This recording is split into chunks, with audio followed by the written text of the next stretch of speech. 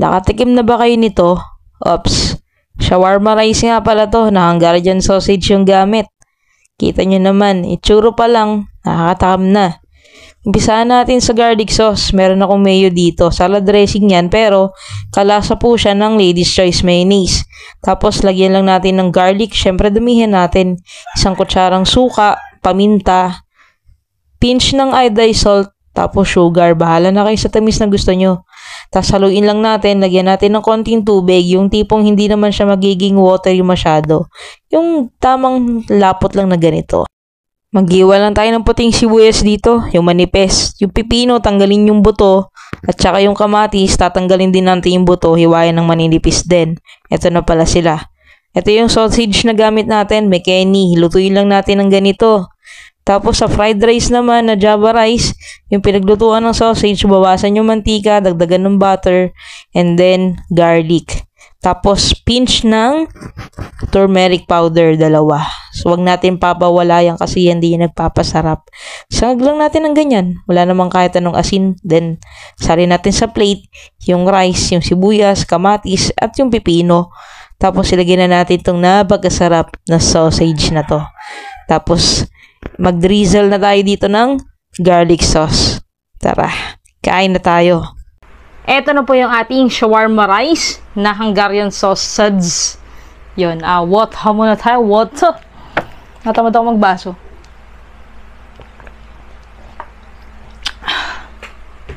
Shoutout sa ring light natin bago. Hindi ko alam kung lumiwanag ba tayo or ewan ko, parang di ko pa ma-set up. Kainin na natin to. You know.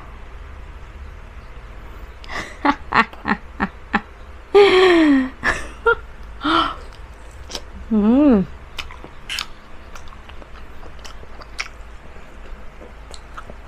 Mm.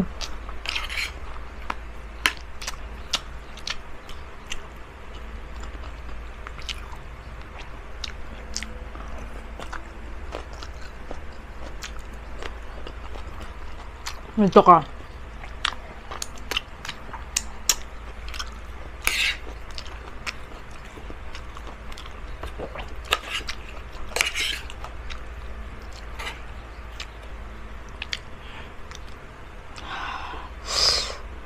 Natin Tinder eh.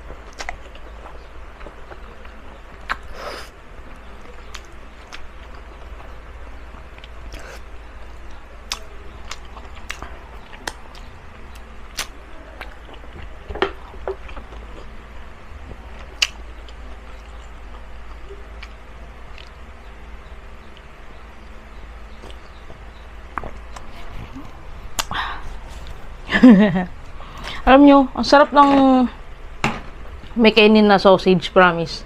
Hindi siya sobrang peppery.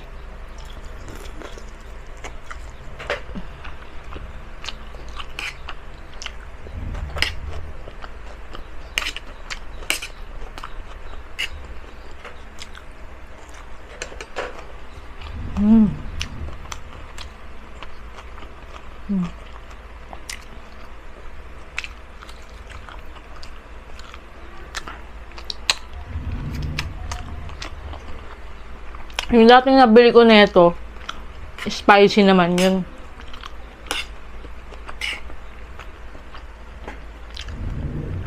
Ito with cheese.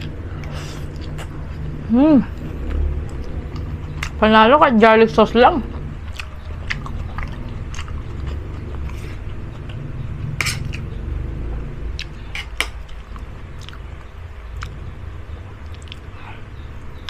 Kain po.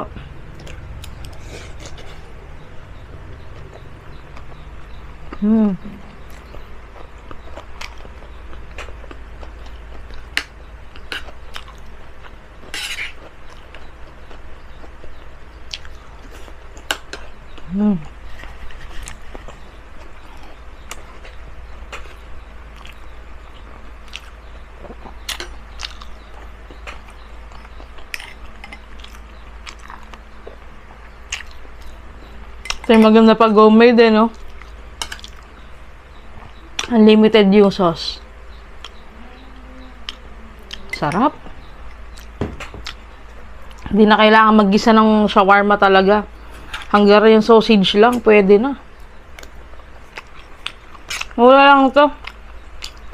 Kalahating kilo. 130. 5 ganito kalaki na yung laman.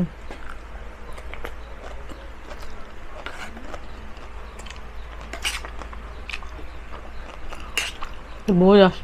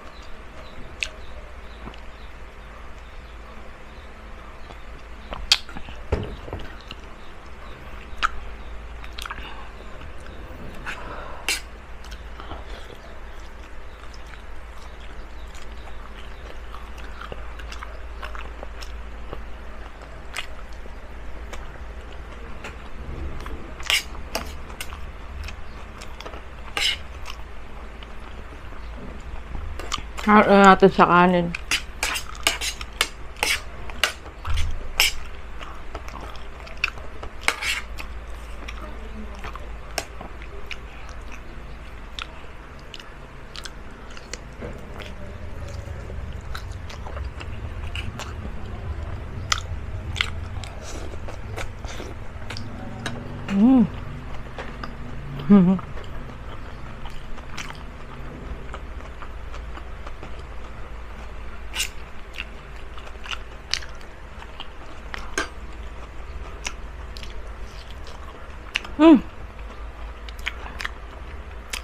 Sarap yung cheese nung ano ah.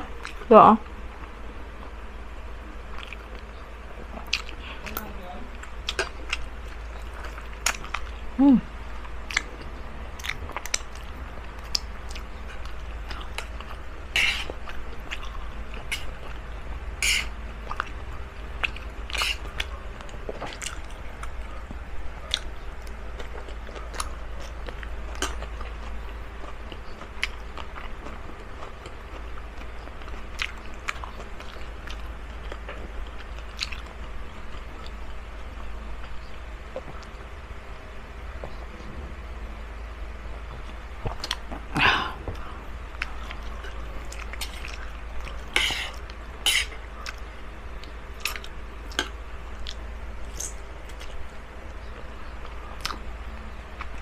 Iba talaga pag may turmeric yung kanin.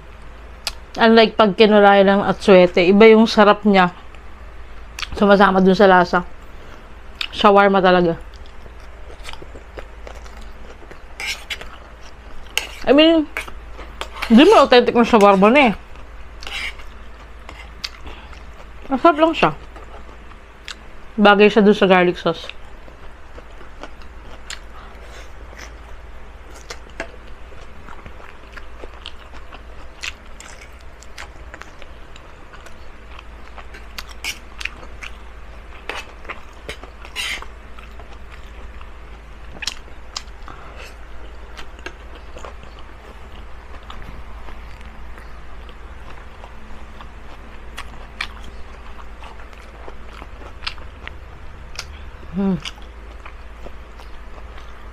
Papawis na ako sa init.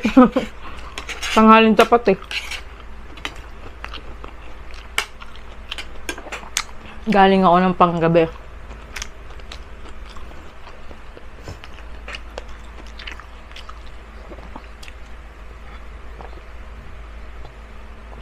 Sinisipon na ako. Medyo namula na yung ilong ko.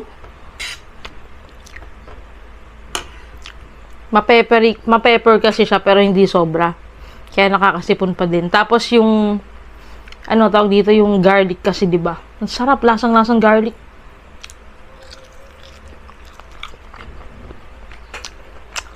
Tsaka iba yung lasa ng pagka-garlic niya pag fresh na garlic yung ginamit yung compare sa powder.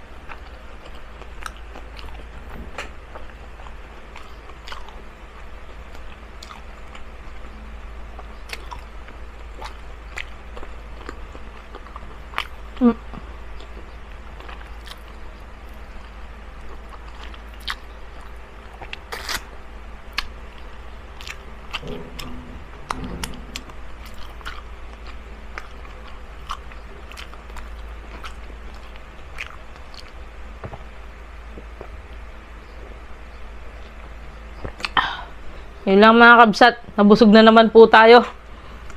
I-try nyo din po to, napakasimple lang, mas masarap lang po talaga kapag yogurt yung gamit natin kasi hindi ganong maasim yung mayo, 'di ba? Unlike mayonnaise kasi medyo maasim siya. Tapos yung sweetness, sakto lang yung magiging lasa niya. Tsaka hindi masyadong masakit sa tiyan sa mga may acid, sa mga sinisikmura. Mas maganda yung yogurt talaga. Greek yogurt or kaya yung plain na yogurt lang. Yun po. Subscribe naman po kayo. Tapos, like nyo din po yung video na to. Iwan na rin po kayo ng comment. Follow nyo po si Mama. Ay, subscribe po wala kasi whitey nga pala to. Subscribe nyo po si Mama dito, si Ate Mickey and si Lovely. At tsaka, syempre, follow nyo din po ako sa aking Facebook page. Tsaka sa TikTok, search nyo na lang po yung pangalan ko, yun lang. And see you guys next video. Bless.